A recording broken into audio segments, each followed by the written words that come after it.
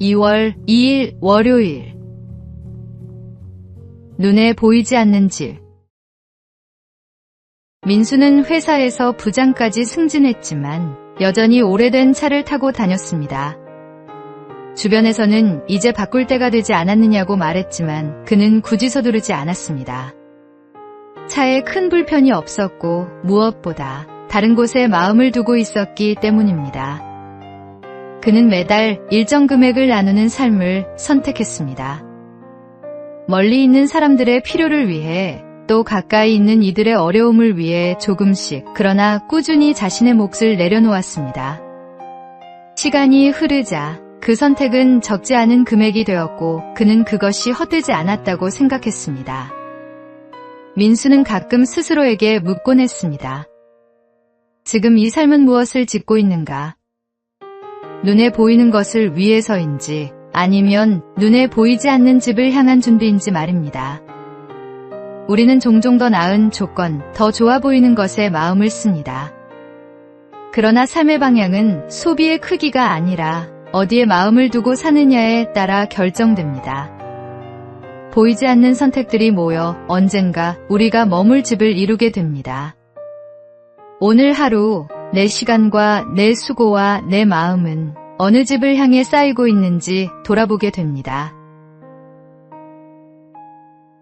오늘의 말씀.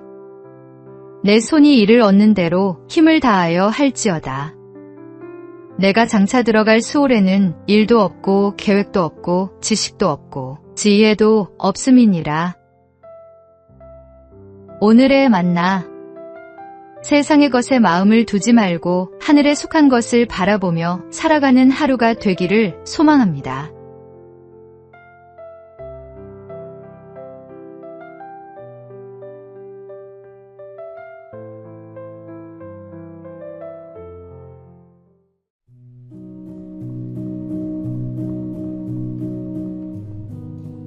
(2월 3일) 화요일. 변신과 합체. 한 이등병이 장군을 태우고 떨리는 손으로 운전을 시작했습니다. 출발하겠습니다. 차가 출발하자 이등병은 변속이라는 말이 갑자기 떠오르지 않았습니다. 3단으로 변신하겠습니다. 순간 조교의 표정은 굳어졌고 동석한 대령들은 웃음을 참지 못했습니다. 하지만 장군은 표정 하나 변함없이 침묵을 지켰습니다. 긴 시간이 지나 목적지에 도착했습니다. 장군이 운전병을 불러 조용히 물었습니다. 자네, 합체는 언제 하나? 우스운 대화지만 그 안에는 깊은 지혜가 담겨 있습니다. 장군은 부하의 실수를 공개적으로 지적하거나 망신 주지 않았습니다.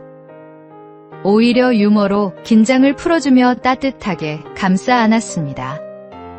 사람은 누구나 실수합니다. 긴장된 순간 중요한 자리에서 더욱 그렇습니다. 한 번의 실수로 사람을 평가하고 정죄하는 것은 쉽습니다. 하지만 진정한 리더십은 부족함을 감싸주고 다시 일어설 기회를 주는 데 있습니다. 주님께서 우리의 연약함을 아시고 끝없이 용서하시듯 우리도 서로를 넉넉한 마음으로 품을 수 있어야 합니다. 오늘의 말씀. 미움은 다툼을 일으켜도 사랑은 모든 허물을 가리느니라. 오늘의 만나. 오늘 누군가의 실수를 보게 된다면 정죄하기보다 따뜻한 이해로 그를 일으켜 세우는 사람이 되길 바랍니다.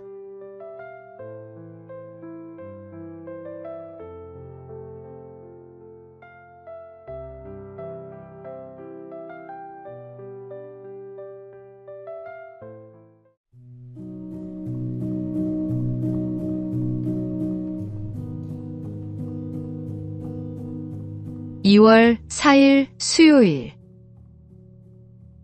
마음의 건강. 최근 한 연구 결과가 흥미롭습니다. 의료 인프라가 탄탄한 수도권에서는 신체 건강을 잘 관리할 수 있지만 정신 건강은 오히려 비수도권이 나을 수 있다고 합니다. 서울 강남 지역의 경우 걷기와 운동 실천 비율은 최상위권이지만 우울증 환자 수는 전국 평균의 2~3배에 달했습니다. 가혹한 경쟁과 극단적 비교 문화가 원인으로 지목되었습니다.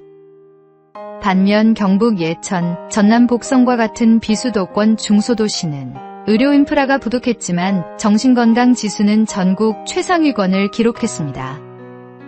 주민들이 느끼는 우울감과 스트레스가 가장 낮았습니다. 진정한 건강은 단순히 육체의 안녕만이 아니라 마음의 평안에서 비롯됩니다. 예수님께서는 먼저 그의 나라와 그의 의를 구하라고 말씀하셨습니다. 세상의 기준으로 더 나은 것을 추구하다 보면 정작 중요한 마음의 평화를 잃을 수 있습니다. 하나님 안에서 참된 안식을 누릴 때 우리는 비로소 영혼과 육체가 함께 건강한 삶을 살아갈 수 있습니다. 오늘의 말씀. 평안을 너희에게 끼치노니 곧 나의 평안을 너희에게 주노라. 내가 너희에게 주는 것은 세상이 주는 것과 같지 아니하니라. 오늘의 만나. 마음의 평안은 환경이 아니라 하나님과의 관계에서 비롯됩니다. 주님 안에서 참된 쉼을 누리시기 바랍니다.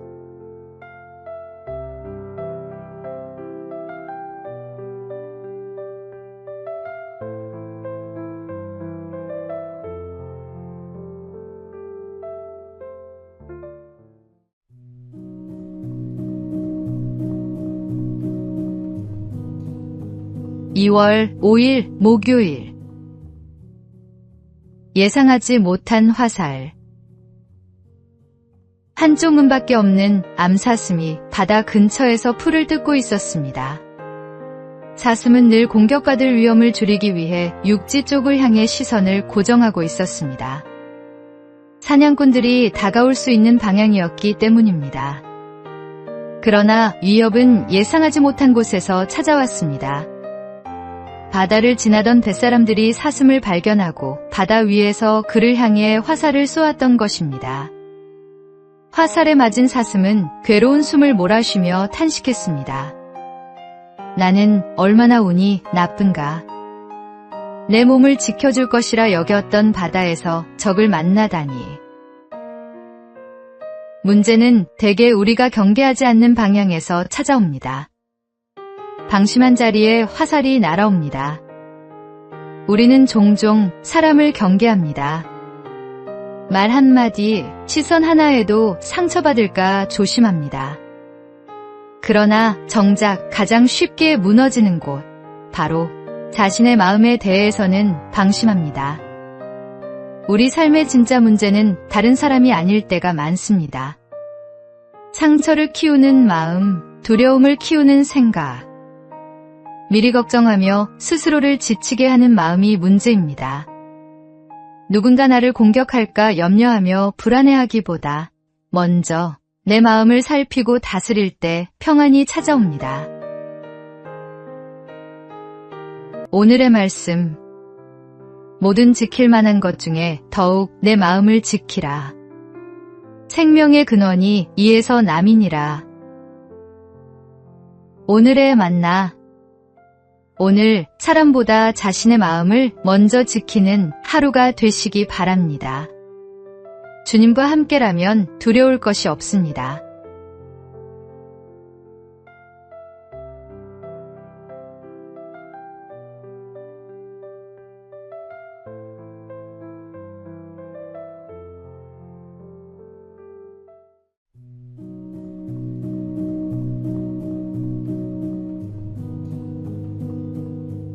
(2월 6일) 금요일.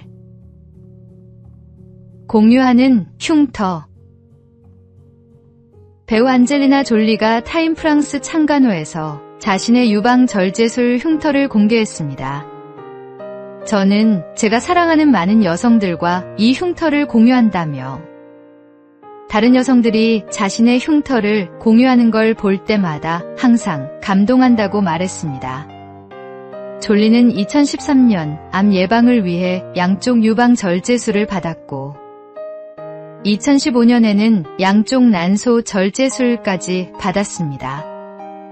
그는 유방암 환자 역할을 맡은 영화와 관련해 이렇게 말했습니다. 고난, 질병, 고통은 인간 삶의 일부입니다. 하지만 중요한 것은 그것들을 어떻게 맞서는가입니다.